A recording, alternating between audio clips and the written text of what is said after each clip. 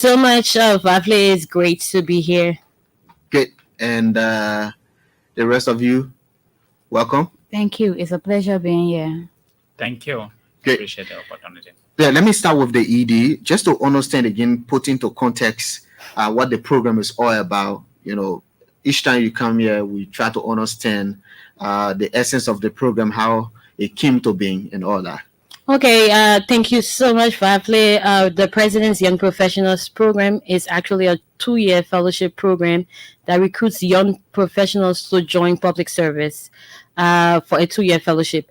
So you already know the PYPP program started in 2009. It was actually launched on August 2009, to beef up the capacity level of the government of Liberia and to train young professionals, transfer knowledge from an experienced professional to a young professional, and build the next generation of Liberia civil service leaders. Okay. But over time, we've been here 15 years on August 20th this year. We've recruited 245 professionals In total, spread across the country in 40 plus government ministries and agencies, in 4 private sector organizations, and across the country in both public and private sectors. Okay, and then you'll be celebrating 15-year anniversary. Yeah. Anything new for this year anniversary? Yes, we have a lot coming up for our anniversary. First and foremost, we have our graduating cohort. Cohort 10 has finished their 2-year fellowship, and we're celebrating their graduation actually on the day that PYPP was established 15 years ago. Coincidence. Yes, so it's like planned and set up to celebrate 15 years and celebrate 20 young professionals finishing their service. And also, we also use August as a month to recruit young professionals to join the program. So we launched recruitment actually on August 1st for a new cohort 13. Cohort 13, but it's 10.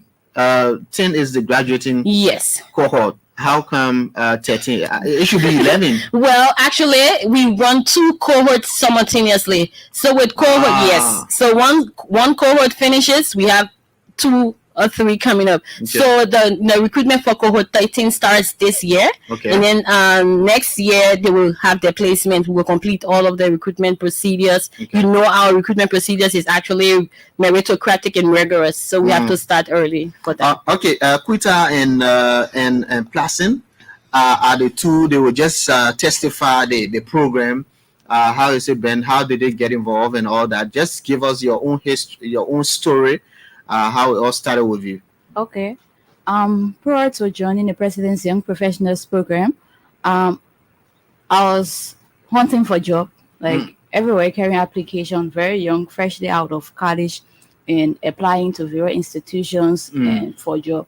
I remember there was this time I went to a company, and then they look at me and they just my appearance, and they were like, "Oh, why would we employ you? You are too young, and we cannot trust you because you are very young. You just graduated," and all of that.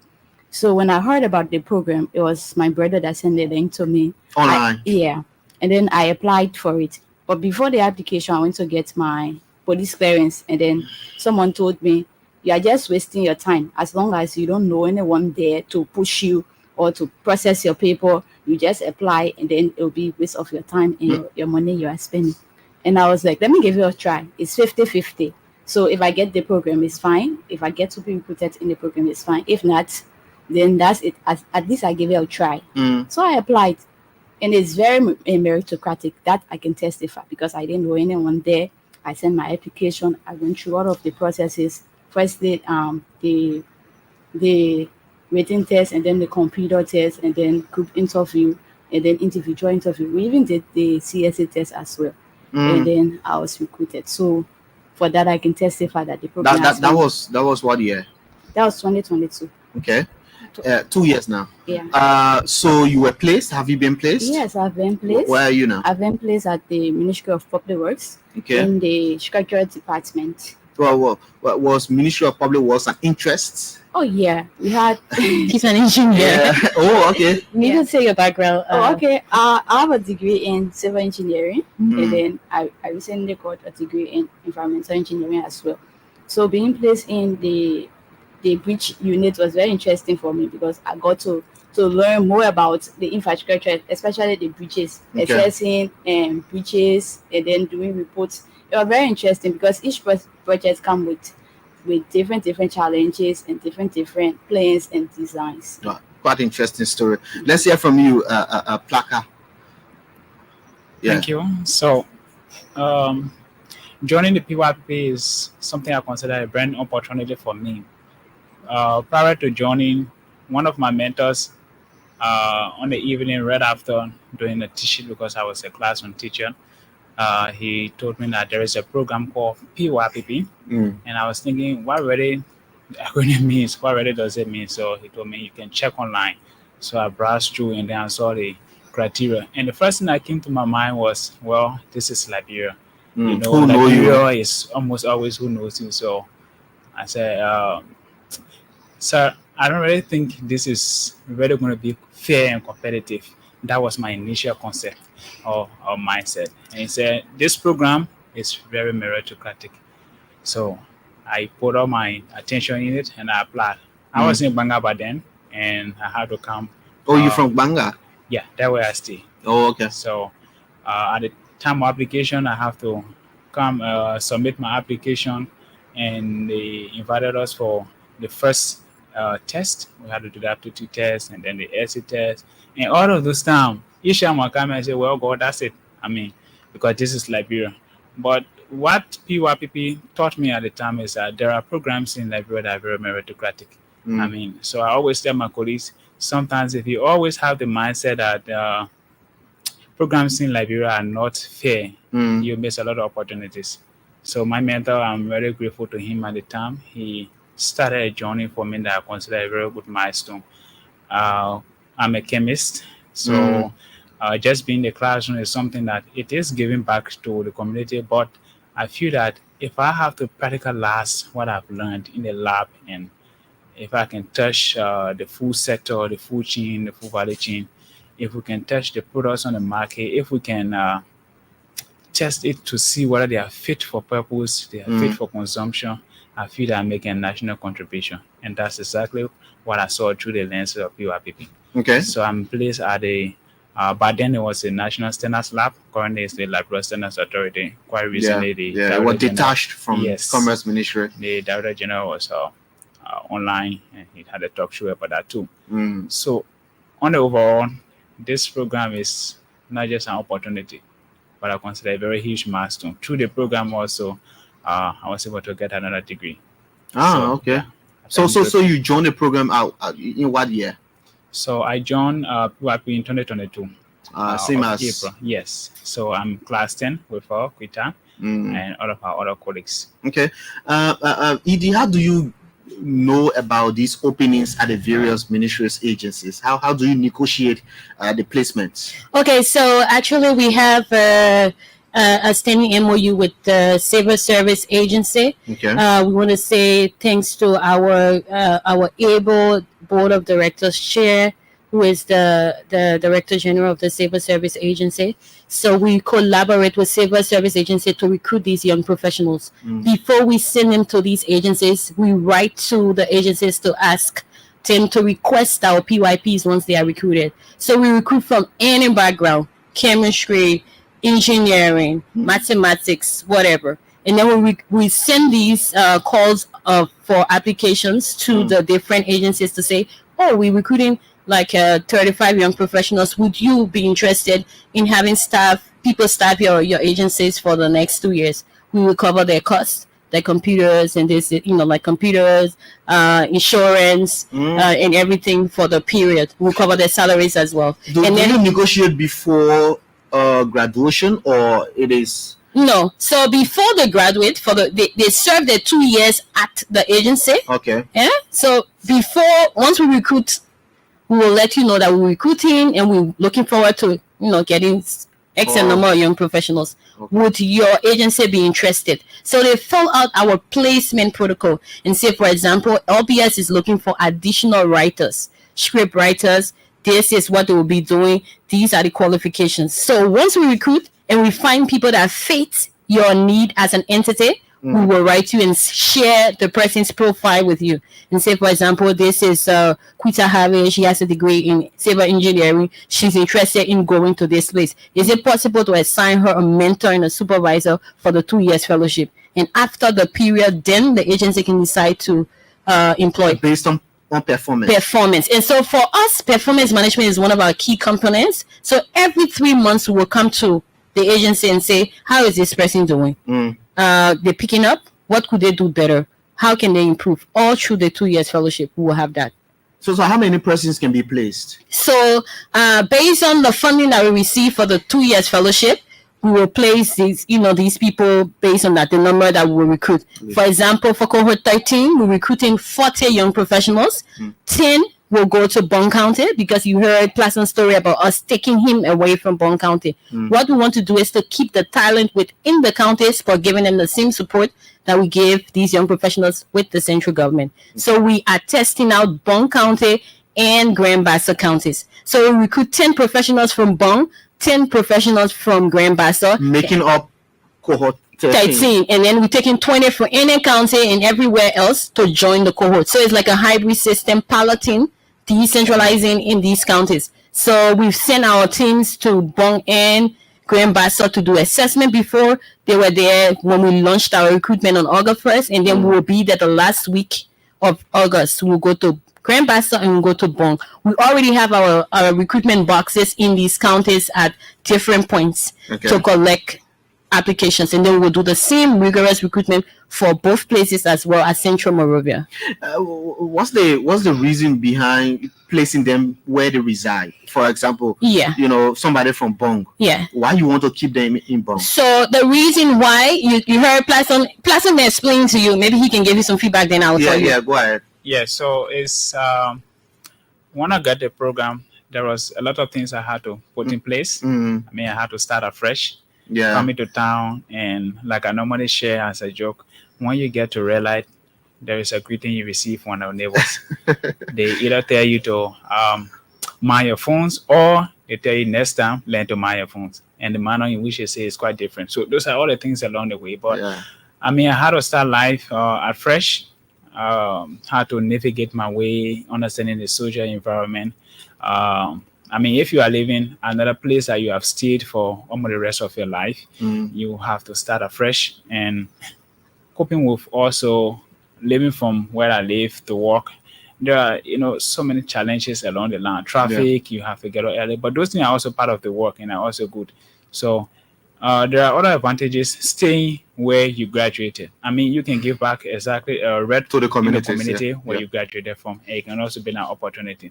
If you grew up somewhere and you have to give back there is much embracement for those who are within the community. Well, additionally, we feel like we still need the resources and the talents back in the counties. We want to support the government of Liberia decentralization policy, where they want to have local government. The Local Government Act was passed and it is being implemented. And it's being implemented. It just has some elections, the mayor, like different elections and all of that. So in most of these discussions that we've been following, capacity has been an issue. So it's good. Some of these young professionals have the talents of being chemists, being engineers, but we take them and bring them to local government. Currently, our current cohort, we have one person who did engineering from Plebo, Maryland County. He feels like he should come here and do his 2 years and then go back to contribute to the roads network in the Southeast. So with all of these different, case studies we've had, we feel like we should start off by recruiting them there, placing them there, and doing the same training, as well as bringing them to central government every now and then for excursions, because we take our young professionals to the counties now. We're going to bring those from the county to the city to get to know, how government works within the central government, and then they go back and contribute. Okay, and just you want to add? Yeah, I wanted to chip in. You see, back when we applied for the program, you had to bring your documents, the hard copy, to the office. It wasn't through email, I think. And then a lot of people in Maryland, those counties that are far, they miss out on the opportunity because no transportation. They couldn't bring their documents. So decentralizing the program is an added advantage to also recruit and young people within those rural areas, like other counties in Liberia. Okay. Yeah. So, do you match what the actual employees of that entity make at the end of the month? Do you match it with what your, how do you call them? Our fellows or our PYPs make. Yeah. Okay, so we have a similar baseline for all our PYPs, our young professionals. We pay them $451, which is tax deductible. We also pay Social Security for them because we're not just paying people, we are building responsible citizens of Liberia who are used to paying taxes and all of that. So that's our baseline salary. So it really doesn't matter where you find yourself. No. Oh, okay. We just give you your salary based on our baseline and the support we get from donors and partners. The government of Liberia also support us as well. So Yeah. Yeah. Okay. So talk us through the, everything for the 15th anniversary. Okay, so for the 50th anniversary, we starting off with a reflection ceremony. That is on Friday, where our young professionals from cohort 10 will be telling their stories. You already heard some of their stories of how the challenges they face, the progress they've made over time, and then we will also have this small ceremony on Friday on the 16th. On the 17th, we will have a sports day. Celebration with all of our alumni, all 245 that are in country, current fellows, and everybody will come together and we'll play a soccer match with the Civil Service Agency team. We hope to meet them at the Invincible Park to do that. We'll start off with a small parade from PYPP office, and then we go to the Invincible Park for the games. And then on Sunday, the cohort 10 we're gonna go to service at AME. The Elisa Tenor AME Church, and then have a small service there with the AME Church. And then on Tuesday will be our graduation day. It will be at the EJS Ministerial Complex. We will have this ceremony. Our graduates will be graduating. We'll also celebrate our anniversary. We'll have anniversary statements and all of that. And then on the 23rd, the cohort 10 will be inducted into our Alumni Association. So that's what we have for our anniversary celebration. Okay. Yeah. And in the graduation, any extra thing, or it just coincide with the celebration? Okay, so for graduation, our graduation day is actually a small ceremony that is really significant to us. All of our cohort members will line up, and then they would take the Civil Service oath to say that we promise and pledge to serve the government and the people of Liberia, giving our best for effective service delivery. And this will be administered by the Civil Service Agency Director General Honorable Josiah F. Joker Jr., who is chair of our board as well. And then we will have an anniversary statement that will be made by somebody from cohort 1. He's PYPP cohort 1, the original, babies and pioneers of PYPP. Mr. Amos Tubor, he's from cohort 1. He's been through everything, like 15 years. 15 years ago, he was a part of this program. He works with the Ministry of Finance and Development Planning in the ECOWAS office. So he will make a statement as well. And then we'll have statements and different, reflections. It's like an interactive session with all of our people we're working with. We've worked with over the years. We'll also do small honoring for our staff and different people who supported us in the last 15 years. Okay. Yeah. And after that, I think you're working on, will you have people from the counties that you worked with, past fellows coming? Yeah. We'll have part of the decentralization. Okay, so for the decentralization program, we just started it. We just launched it. So we're still working with people. We've written the different senators for these counties. We're written different people, the superintendents that we work with and all of that to come. We also have some of our sponsors and our donors, like MasterCard Foundation will be here. PYPP is currently replicated in Ghana, Kenya, and Malawi. And so the commissioner, the chairperson for the Civil Service Commission in Malawi is going to come for our program, just to observe because they're replicating. We'll also have emerging public leaders. The country director in Malawi will be here. The emerging public leaders executive director is also coming from Uganda. And then we have other people coming to attend the program on the 20th. I mean, let's just look at the overall achievement and impact on civil service by the program itself. Okay, so in the last 15 years, first and foremost, I would like to start with its achievement for the program itself. So since we started in 15 years, we've had 3 executive directors for PYPP. 2 of them are like alumni of the program. My predecessor, H.K. Zeze, also was from cohort 1. He served as executive director for many years. And then I took over the baton from him, and I also was a part of the program cohort 3. So that in itself is showing everybody that once you invest in young people, they can do exploits. Additionally, the current government appointed several of our alumni to key positions. The Assistant Minister for Budget, Honorable Sarah McGill-Morba, is from cohort 4 of PYPP. Additionally, Deputy Minister for Administration, Ministry of Gender, is also from cohort 3, PYPP. We also have one of the Deputy Director Generals at the Civil Service, also from PYPP, Honorable Diane Numeyen. He's from PYPP. We have Honorable Boyka Jaliba. He's also from cohort 2 PYPP. So we have a lot of them. These ones were just appointed. Even previous government, during President Weah's time, we've had 2 assistant ministers appointed from by the government. We had Titi Swen, we had Colastella Kalain. So we have all of these young professionals rising up and taking up leadership positions all over the country. That in itself is part of our impact.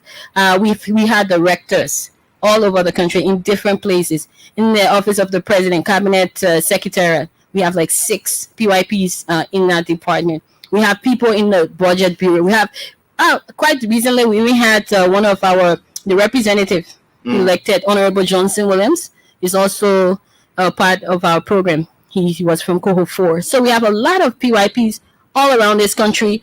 We have people who completed PhDs that still serve the government at the Ministry of Agriculture in different ministries and agencies. So we are all over the place trying to contribute to the overall. What does that say about the training that the fellows have at the program? Well, maybe the fellows here can talk about that. I think the long-term impact that it has. I mean, a change in behavior. Change in behavior, change in your position towards work, how you treat work. You can go to any ministry and agency and you can literally tell the difference between a young professional who went through our program and another young professional. Our effectiveness, our efficiency. So even when you go to Standards Lab, you will see a lot of our young professionals there who've worked there before. International organizations as well, because we have people serving in the country and abroad. In UNV, we have Dr. Sisi also in Uganda serving the FAO. We have several people around, but the training that we receive, the mindset change as well is very important for what we've done in the last 15 years. And we intend to do more, but infecting all of the young people all over this country with the training that we receive to make sure that we Liberians are more efficient at work and effective and contributing to the overall development of our country. Okay. So there's a lot more that we can expect in the next 15 years. Yeah. We are talking about impact. Yeah. Just looking at your own, impact at the Ministry of Public Works and in your department where you work. Okay. So before I talk about the impact, the thing about PYPP is that they don't just recruit you and send you to ministries or the institution without training you. You go through first. They work on your mindset. Okay. They'll give you some training that, like, one of the trainings that I receive and I use it every day of my life is emotional intelligence. So they will train you, equip you how to deal with people, how to work, how to be efficient in your work, how to be effective in your work, and then before they send you to. So at Ministry of Public Works, before going for my studies, some of the work that I've done, some of the impact. The first thing, I go to work, I don't leave my bus in the office and go home. Whether it's closing time, I'll be there. If I'm not doing anything, I'll be there until even when I'm done with my work, I'll have to wait until he's done and then we leave. I cannot leave my boss in the office. That's one of the trainings, and I have to be there early in the morning on time for work. He should come and meet me in the office. When I go, even it's an added advantage to me because I use that time to because there's no one there when I go as early as I can. I use that time to do some of my work during that quiet time, do the most important ones that needs concentration, and then I'll do it. And by the time they come, it's already on their decks. So that's some of the trainings that I receive. And once you have that mindset, people think that government institution, you can go anytime, you can leave at any time you want to. But with the training that PYPP gave us, like, it's really impacting those places. Plus, you want to give your own. Yeah, sure. Thank you.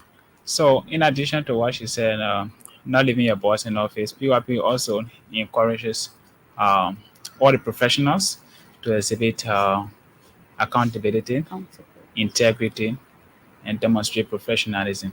So that means when you are in the office, you have to manage your emotion, how you interact with people. And there is one other training that we had through our responsive training that every time I found myself using, in fact, more than one, in fact. So one of those trainings is effective office management, because I found myself in a department that is operated and by the technical manager and coordinators and other analysts. So once you receive the training, computer skill training, the Excel and other things, you find yourself in a better position to assist your supervisors as well as your colleagues when the time arises. So you have to exhibit integrity wherever you go. It is a mark that is on all PYPs. And I know even after the program, even after the 2 years, it's something that has been within us. Some of us, every one of us, in fact, prior to joining the PYP has reinforced it. So we believe that it's not something that is going to leave us. It's not something that we're going to go outside of it. And lastly, when it comes to project writing, I think that was one of the training we received during the responsive training.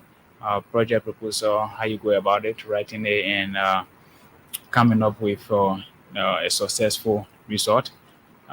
We, through the supervisor, my supervisor, we work on a few projects, and some of them have materialized, like establishment of a new lab, a pesticide lab, and also a mycotoxin lab. And hopefully, as time goes on, by the grace of God, it will operationalize. So these are some of the things that are being done by PYPs. A lot of them are also done by other PYPs in other ministries and areas. So the trainings I received from the 2 weeks intensive training, when PYP recruits you, you go through that intensive training of 2 weeks. It prepares you for office activities and for computer skills, they build your computer skills and a lot of them. So they prepare you to go where you are going, and they check on you to be sure you are doing the right thing. And when you come from there, they also make sure that you are also continuing with what you were doing during the 2 years. Edie, just tell us how the training looks like. Is it a school? Do you have to go? I mean, are you compelled to attend every time? People give excuses. Are excuses granted? How long does it take? How long does it run? Then before you get placed, and when you placed, you go to work every morning. Do you also come for training as well? Do you do refresher, all the kind of thing? Yeah, so as long as you are recruited and you go through the recruitment process and you are accepted on our program, you have 22 trainings that you have to do in total to cover in the 2 years period. Okay. Before you are placed, we do intensive training, computer, office management, everything to prepare you. For how many weeks? 2 weeks first. Intensive 2 weeks training before you get before placement. And after placement, every month you are supposed to come to us once every month for different trainings. So we have a whole curriculum that the program is built upon that you are supposed to complete. It's not like a school. Usually people we saying get emails and people ask whether PYPP is a school, whether it's like a fellowship, but responsive training is a core component of the program. You have to go to different types of training so that you are equipped better. You are up to the task. You are able to perform. So you start counting the 20 trainings after placement? Yes, after placement. Oh, the 22 trainings after placement. After placement. Yeah.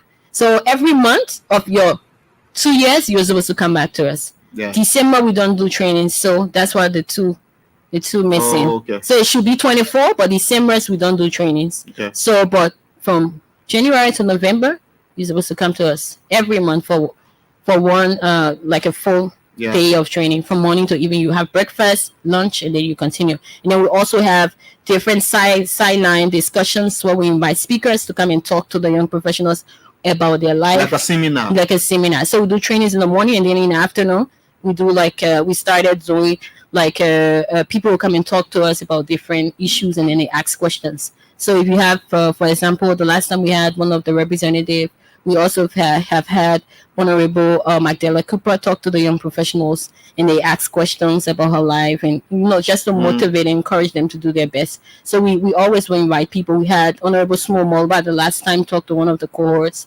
talk about his life, his agenda as a businessman, as a legislator. So we have all of those coming to better equip the young professionals, help them change their mindset of how they see the country as nationalists, as patriotic citizens of Liberia, to build Liberia. Yep. Yeah. So a training will go for how many hours? Okay, so a training, like we do trainings on Saturdays, so that means you are not at work. You are supposed to be there unless you have a genuine excuse not to be there. For example, maybe your ELBC send you to Bond County to cover a story, and so you have to write us in advance and say that I will not attend. So that means you cannot be there. We'll grant you the excuse and say yes, you are excused, but it's mandatory that you be a part of it. And so you come at 8 o'clock in the morning. You eat your breakfast, and then at 9 o'clock the training goes from 9 to 1, and then you have lunch. So it's a whole day. It's a whole day. The Saturday is for us. You give it to us for training. It's a full day of training. And you select the is it first? So every cohort has the Saturday that they will meet. They will get that information at the beginning of the cohort. So every first Saturday will be your training. Which Saturday was it, guys? The last Saturday for cohort 10. You are expected to be there. It's in your calendar. You are supposed to be there on time as well. If you are not there, you can face. They know what they are. There exceptions? Let's say, for example, I'm sick. So you can write. You got to write and say, I'm not well. I'm at the hospital. I can't make it. Because we have insurance, so we'll know that you use the insurance. You went to the hospital. You will write us and tell us that you can make it that day. So once you sign up for everything. You are supposed to be there for the trainings. You are supposed to attend the immersion excursions because we take them to the counties. I think this cohort went to Maryland County. Oh yeah. Yeah, so we take them to. You remember we did the call from Maryland. So you do 2 immersion excursions, and you also do regular trainings. It's part of the requirements that you go through. So it helps to build a cohort as a cohort. Like together, and as a team, you get to know one another, and you also reach out to the community for community service. You do different projects as well while you are there. And you give us reports. You report to us, like what you did during every month. You're supposed to give us timesheets to say you went from to work. The workplace? Yes. Okay. Because we pay you. You're supposed to sign your timesheet. You went to work 8 o'clock. You left at 7, and then after you write, your supervisor is supposed to sign and say yes, Peter was at work during this time. Every month we get that. And then on the Saturdays after the training, you will give us verbal updates. Like, I was good today, but then I had some challenges. You explain your challenges, your achievements for the week. If you did your routine work, you would still say, I did routine work, like managing the lab. I was able to do, like different projects and programs. So you give us update as part of. So performance management is key for us. And then you are also supposed to come to responsive training. Is very important for us as well. Responsive training is what? It's the training that you do the 22 trainings. That's what we call responsive. Yeah. So you tell us your need as well. And then we create a training for it, and then we have our curriculum that you're supposed to follow. So all of that made the 22. I mean, the last administration we spoke, we were talking about governments taking ownership and all that. How has this government shown willingness and acceptance and reception towards you? Well, as the nomenclature is President's Young Professional. Yeah. So what I would like to stress is that we've survived 2 political transitions and 2 we survived 2 pandemics. So PYPP had some, you see our classes are now like 15 cohorts, right? We just took 13 because of the different issues of COVID, Ebola, and all of that affected us, but we are still here. So we also the budget of the country. I think you saw that PYPP gets money through the Civil Service Agency, right? So we get support, and our support right now from this government is really current. We want to thank His Excellency President Joseph Yoman Boyka for his support to PYPP through the national budget. We also want to say thank you to the government officials accepting to take on our PYPs, to train them and mentor them, as to support them during their 2-year fellowship. We've had a lot of new places that embrace young professionals. We want to say thank you to the Liberia Water and Sewer Corporation Honorable Mohammed Ali. He took on 2 of our young professionals to work with his team, 1 chemist and 1 engineer. And then we also have places like the National Disaster Management. So Liberia National Police, for the first time, we place young professionals there. I want to thank the Inspector General for his support to PYPP as well.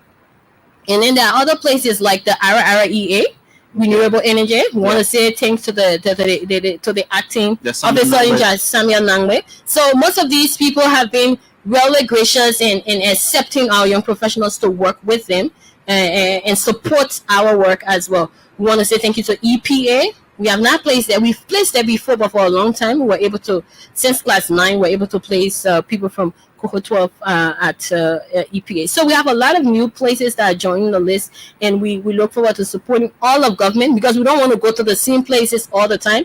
There are PYPs in other places that we've been before. I just mentioned places that are new that we just started working with. We want to say thank you to all of those that continue to support. So this government is receptive.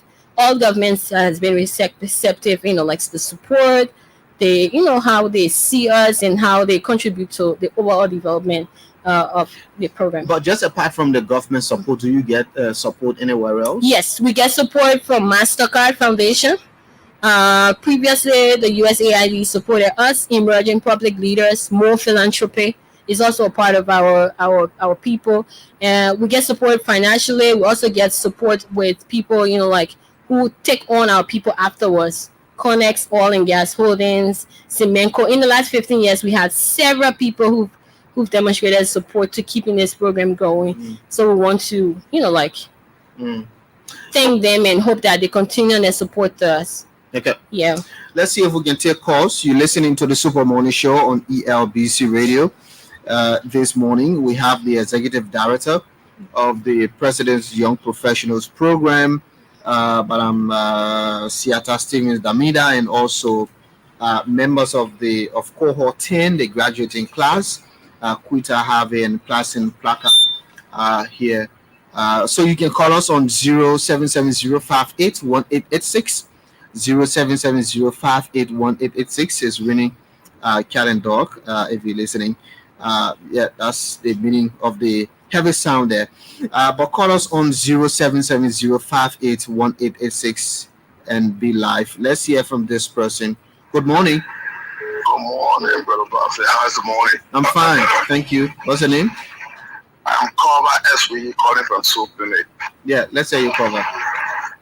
So much thanks to at least allow our young brothers and sisters to get on board and experience a little bit of what they are doing in this particular society. Because having to hear the kind of people, it quickly and make me so happy. Because our young Liberians are being spoiled into the Liberian ghettos. What are they doing? That's one of my questions. What are they doing about our young brothers that are also in a very bad area that can bring them back on board? Because some of them have to graduate.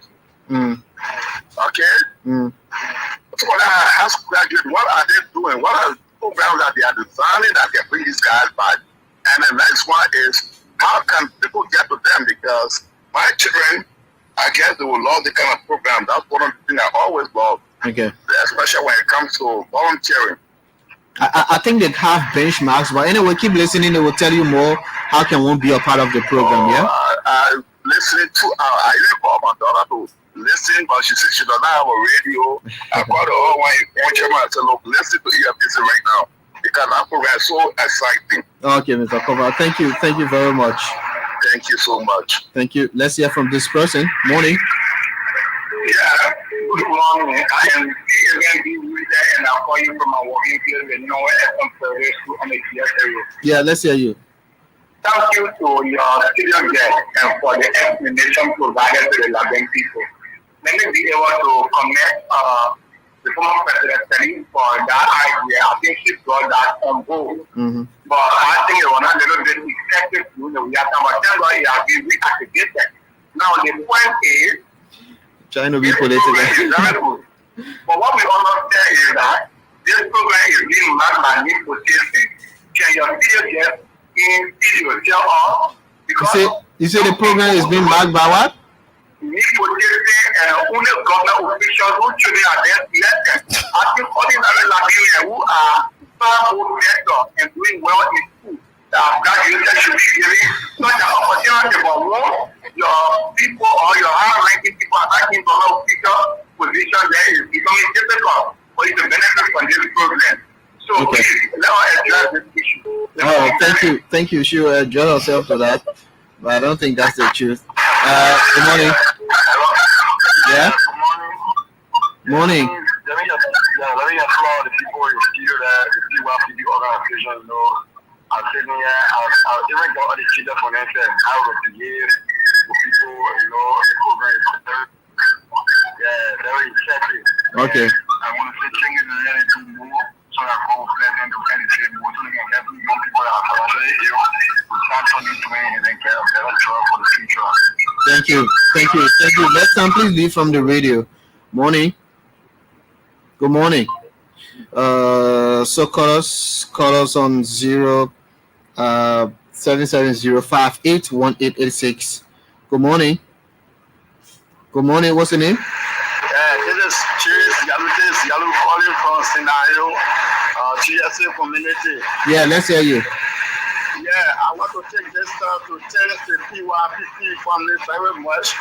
But first of all, I'm very interested and I want to be part of the program. I want to know where the recruitment is going on. This is the information that I want to inquire. Okay. They'll provide that information, yeah? Okay. Thank you very much. Thank you. Keep listening. Morning. Oh, Yeah, good morning. morning. Leave from the radio, please. Yeah, thank you. My name is Jeffrey Mel. I'm calling you from the Concordan Bell. Yeah. Okay, I just listened to your studio guest. I'm really interested in the PYPP program and how can I be part? How do I apply and how do I proceed with the process? Okay. Keep listening. Thank you. Thank you. Good morning. Good morning. Good morning. How you doing? I'm fine. What's your name? Well, I'm Zuba calling from district number 3. Yeah, go ahead. I want to really applaud the head for the professionals and all of the students that made their way. I don't want to encourage all that Liberians, we are full of politics. You should really listen to some of these people, but to do the right thing. Because as I listened from the beginning, I understand there is a guy in the studio, he even felt that you will only accept people who somebody know, but he did not know anybody. Look, they know people got to make effort. If you don't make effort, you sit down, you start daydreaming and assuming that, okay, all of this thing is only for the government people, and only for these people, it will not work. You got to take matters into your hands. I want to encourage young people, take advantage of the opportunities that you see. See what is going to happen. There are a lot of institutions in our country today, including the particular institution that is not looking at who know you. You look at what you can do. You look at your qualifications. So I say thank you so much, madam. Please keep it up. Thank you very much. Lastly, good morning. Good morning. Morning. What's the name? My name is Andrew City, and I'm calling this morning from Sino County. Yeah, let's hear you, sir. Okay, thank you to your student guests. I overheard your discussion, and if I'm mistaken, I overheard them talking about presenting our copy of this program. This program is very important as a fellow, as a young people in Liberia to go through this program. Well, I, for one, have been marginalized for the past 5 to 6 times I applied for this program, and I was not even shortlisted. Being a fellow of Yadi, that I went on site and do a program, but I was not opportune because I applied for this program. So I want to know what is the yardstick or criteria set in getting, because I listen to one caller saying that only government official that we give it to ordinary Liberians, and we are the ordinary Liberians. We are not benefiting. So I want to know what the yardstick that they use. Eddie Jawo is using to get people to this program. Okay. Thank you. You said what's the name again? Andrew. Andrew. Okay. Andrew. Okay. So let me take this last caller. Morning. Good morning. Good morning. Oh, morning. Good morning, Zazi. Yeah, morning. Yes, I'm Albert Cole, and I call from Johnsonville. Yeah. Well, I have nothing much to say, but just to appreciate our young children in our studio this morning. As I sat and listening to them, my heart is full of tears that we can see today our young people that talk good about their country, that their future is shifting. I'm grateful. All I want to say this morning, I am a father. I want to ask the leadership in that studio to please direct me where I can meet them personally to talk to them about my daughter and son so that they can start to mentor them that tomorrow they will be part of this program, Fabi. Okay. Please, I'm thanking them. Thank you very much. Yeah. So, Edie, I mean, but I want you to be the last. Okay. So, I mean, the two of you can respond to allegations of this being just for government officials' children or what? Because you people are the ones who will tell us, Okay. you know. Okay. Prior to joining PYPP, I didn't hear about the program. I didn't know what PYPP was, in fact, until I received the link for application. And when I received the link, people told me that you have to know someone there. I didn't know anybody at PYPP. Nobody. In fact, it was my very first time hearing about the program. And then I applied. People told me, oh, you are wasting your time. Like I said, when I went to get my police clearance, you are wasting your money, you are wasting your time. Because they will only select people that they know. They will only select their families and their families' friends or people that they are connected to is who know you. But that wasn't true. As long as you merit the program, because they have a whole lot of processes that you have to go through.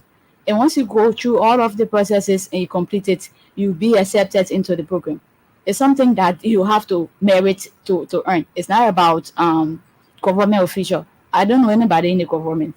So how can that be true? I'm a living witness to the program. Okay. Placent, Yes, you government official child? it's much interesting because, like somebody says, a country boy. So I'm this country boy sitting here, and I apply for the you have to be from Bangan. Maybe we should have said if I was living in Moriva at the time, I would be linked with somebody who is working there, but not at all. As I previously said, I didn't have any idea about the program. I have no connection to anyone that is working with PYPP. It was my mentor who told me about PYPP to apply, and I applied. And like, I also want to appreciate him for this question or this statement because it represents a certain group of people in Liberia, a certain percentage of the youth that have that kind of mentality. So if you listen to me clearly, and I said this program, from my own observation and from the testimonies of other PYPs, is meritocratic. It's not something you go behind doors and give money. Sometimes, if you think you can do that, you will hear your name elsewhere because it's a straightforward thing. So if I can go through the program, a country boy from Bon County will spend my life, and other PYPs, if they can go through the program and come out successful, it doesn't mean that they pass through any other activity or any other practice to get there. Okay. When you talk about nepotism, I think, well, other PYPs who have applied or other applicants who have applied, they might have their own side of the story. But one thing I always tell our colleagues or my colleagues is that just because you apply to a program and you weren't selected doesn't mean the process is not fair. Maybe you should revisit your application. Maybe you should talk to other people who have graduated. Maybe you should do a kind of background check better before you come up with statements like that. It is also good that he brought it up because it's also an opportunity to tell others that are there that if you think that everything that's in your head is right, you're never going to go anywhere. Thank you. Thank you. Yeah. So, E.G., you can just respond. Okay. I will start off with a nepotism clean. Sitting in the seat as executive director, I went through the same meritocratic processes I think 13 years ago or so. So in 2011, I applied for PYPP. I still have the newspaper that I saw the advertisement in. It was from June 2011. when I was an intern at the Michigan State, and I saw it in the newspaper, and I jumped at it and felt like, this is something I can apply for. I meet all of the criteria. And so I went through the rigorous process of collecting my documents and submitting them.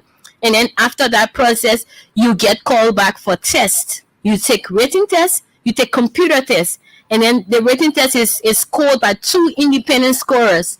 So Vavle and Platson correct my paper, and then we average the scores. That become your score to take you to the next round. So if you don't pass, so some of us feel like we from like other programs, and we already know what to write, so we don't prepare. So in order to go through our program and pass our testing, you have to prepare for this. So once you prepare, give it your best shot, write a really coherent paragraph, you will be able to move to the next round of group interviews to see how you are and what you can do. So afterwards, you move to the next round. So all the processes are done by independent people, because if Vavle was at the beginning of looking at your paper, he will not be in the next round, because maybe he might remember somebody's name. Besides that, once your name come up to us, we change it. Because I know you, Vavle, once you apply to our program, I'll be like, oh, this is Vavle from the radio, let me take him. So once you apply to us, we remove your name and exchange it with an ID number.